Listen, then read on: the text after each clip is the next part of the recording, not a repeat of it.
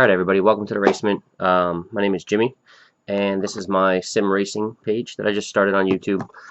Basically, it's called the Racement because I'm currently in an unfinished basement with probably about $5,000 worth of sim racing gear.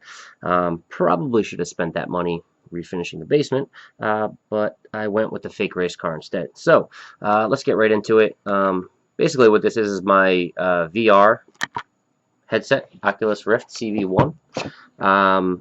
Obviously, we do a lot of racing games. It gets kind of hot inside the headset, and that's like one of the big complaints of VR in itself is just the heat from the races and stuff like that.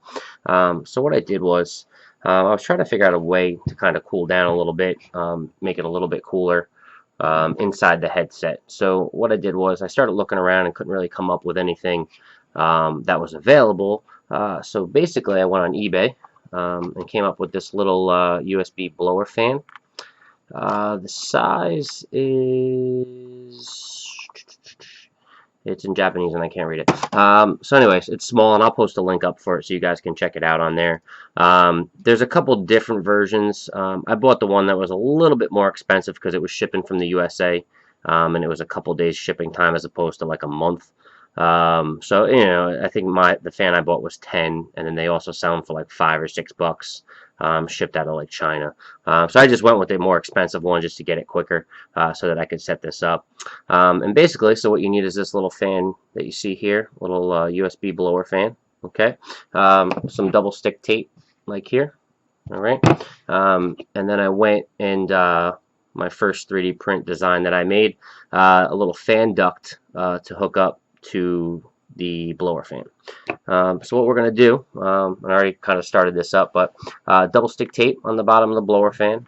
You can route the wire, as you see here, through the back of the Rift and then down the wire to the USB extension to plug it in for power. And then we're just going to kind of tape it to the headset like that. And this tape's pretty good. I'm sure you probably could go with some stronger stuff, but I don't really think it's necessary, and I want to be able to take it off if I want to. I don't want to ruin my headset. So that's kind of why we're using this.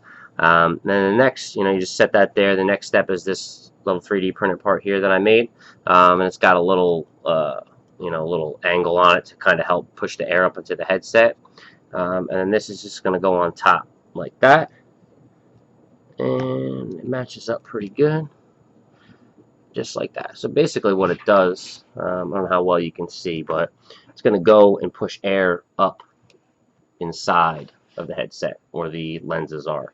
So kind of, it just cools it down a little bit. It kind of circulates the air.